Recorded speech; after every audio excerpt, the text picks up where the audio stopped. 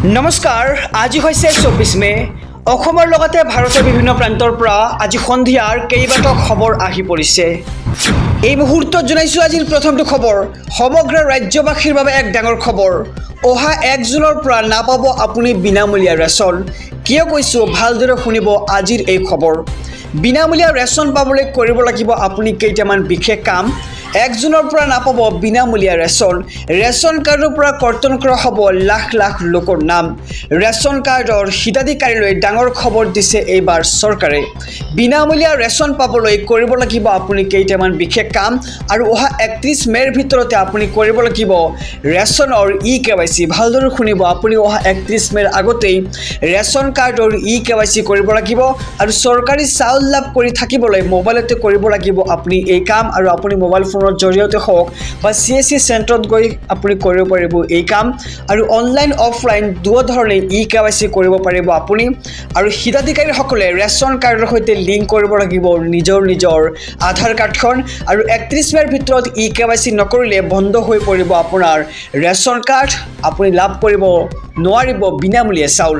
আৰু সুলভ মূল্যৰ দোকানলৈ গৈও আপুনি কৰিব পাৰিব KYC কাম। আপুনি ৰেচন কাৰ্ডৰ দোকানীৰ সৈতে যোগাযোগ কৰক আৰু আপুনি কৰক KYC কাম অতি শীঘ্ৰে, কিয়নো এবাৰ 31 মেৰ আগতে আপুনি কৰিব লাগিব এই কাম। আৰু 1 জুনৰ পৰা নাপাব আপুনি বিনামূলীয়া ৰেচন যদি আপুনি KYC সম্পূৰ্ণ নকৰে। এই মুহূৰ্তত জনাইছোঁ আজিৰ দ্বিতীয় নম্বৰ খবৰটো। অসমৰ চুবুৰীয়া ৰাষ্ট্ৰ বাংলাদেশৰ এটি খবৰ দিবলৈ লৈছোঁ। পদত্যাগ কৰিব মহম্মদ ইউনুছে। এবাৰ বাংলাদেশত লাগিছে হাহাকাৰ। পদত্যাগ কৰিব বাংলাদেশৰ প্ৰধানমন্ত্ৰী মহম্মদ ইউনুছে। শ্বেখ হাছিনাৰ দৰেই একে হ'ব নেকি দশা এইবাৰো। বাংলাদেশত সৃষ্টি হৈছে ভয়ংকৰ পৰিস্থিতি। আনুষ্ঠানিকভাৱে পদত্যাগৰ ঘোষণা বাংলাদেশৰ মুৰব্বী মহম্মদ ইউনুছৰ। বাংলাদেশত কাম কৰা মোৰ বাবে সম্ভৱ নহয় বুলি মহম্মদ ইউনুছে এক ডাঙৰ মন্তব্য আগবঢ়ায়। আৰু বৈঠকত স্পষ্ট মন্তব্য মহম্মদ ইউনুছৰ। বাংলাদেশৰ ভৱিষ্যতৰ নিৰ্ধাৰণৰ বাবে এখন নতুন চৰকাৰ প্ৰয়োজন বুলি মন্তব্য আগবঢ়ায় বাংলাদেশৰ প্ৰধানমন্ত্ৰী মহম্মদ ইউনুছে। আৰু ডিচেম্বৰত নিৰ্বাচন অনুষ্ঠিত হ'ব লাগে। বাংলাদেশ সেনাই কেতিয়াও সাৰ্বভৌমত্বৰ ক্ষতি হোৱা কোনো কামত লিপ্ত নহয়। আৰু অন্তৱৰ্তীকালীন চৰকাৰে যি কাম কৰি আছে সেই বিষয়ে আমি জ্ঞাত নহয়। এই মন্তব্য বাংলাদেশৰ সেনাৰ। আৰু সেনাৰ সৈতে কোনো ধৰণৰ পৰামৰ্শ বা আলোচনা কৰা নাই ইউনুছ চৰকাৰে। আৰু যোৱা 21 মেত ঢাকাত সেনাপ্ৰধান জেনেৰেল ৱাকাৰ উজজামানে কৰে এই মন্তব্য। আৰু শ্বেখ হাছিনাৰ পদত্যাগৰ পিছতেই গঠন হৈছিল মহম্মদ ইউনুছৰ অন্তৱৰ্তীকালীন বাংলাদেশ চৰকাৰ।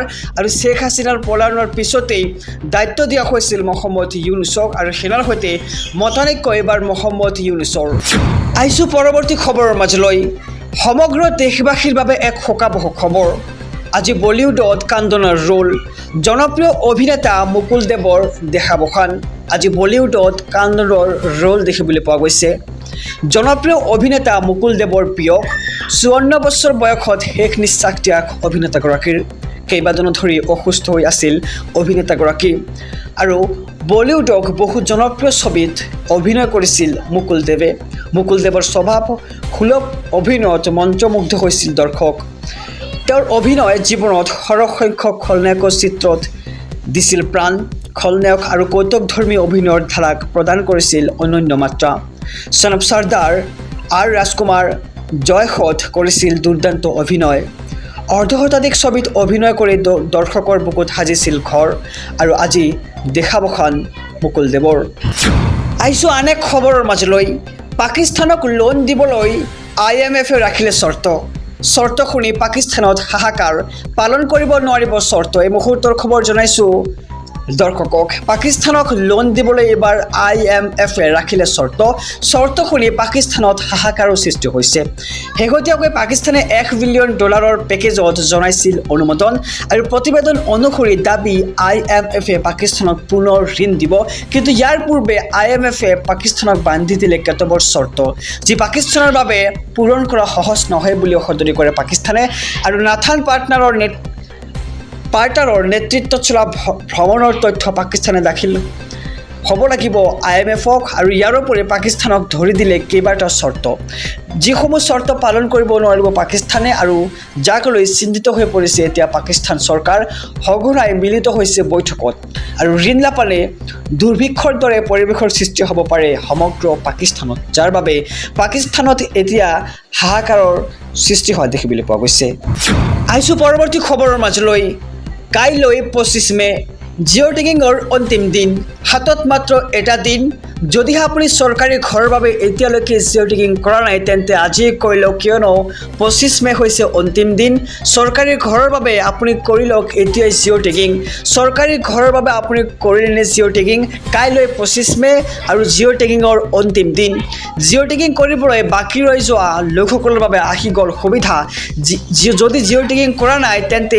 এতিয়াই কৰি লওক মোবাইলৰ জৰিয়তে কেঁচা ঘৰৰ এখন ফটো দিয়ক আৰু লাভ কৰক চৰকাৰী পকী ঘৰ আৰু 10 মেৰ পৰা 15 দিনৰ বাবে ৰাইজৰ বাবে মুকলি কৰা হৈছিল সেৱা আৰু জিঅ' টেগিং কৰিবলৈ বাকী থকা লোকসকলে কৰিব পাৰিব এতিয়া জিঅ' টেগিঙৰ বাবদ দিব নালাগে এটকা আপুনি চৰকাৰক বিনামূলীয়া আপুনি চৰকাৰক এটকা নিদিয়াকৈ কৰিব পাৰিব জিঅ' টেগিং আৰু নিজেই ঘৰতে বহি মোবাইলতে কৰিব পাৰিব জিঅ' টেগিং সমগ্ৰ প্ৰক্ৰিয়া শিকাই দিব ৰাজ্যৰ মুখ্যমন্ত্ৰী ডক্টৰ হিমন্ত বিশ্ব শৰ্মাই এনেদৰে মন্তব্য কৰিছিল মুখ্যমন্ত্ৰীগৰাকীয়ে আৰু বিনামূলীয়া ঘৰক লৈ মুখ্যমন্ত্ৰীৰ ডাঙৰ ঘোষণা যদি এতিয়ালৈকে আপুনি জিঅ' টেগিং কৰা নাই তেন্তে শীঘ্ৰে কৰক কিয়নো 25 মে হৈছে চৰকাৰী ঘৰৰ বাবে জিঅ' টেগিং কৰাৰ অন্তিমটো দিন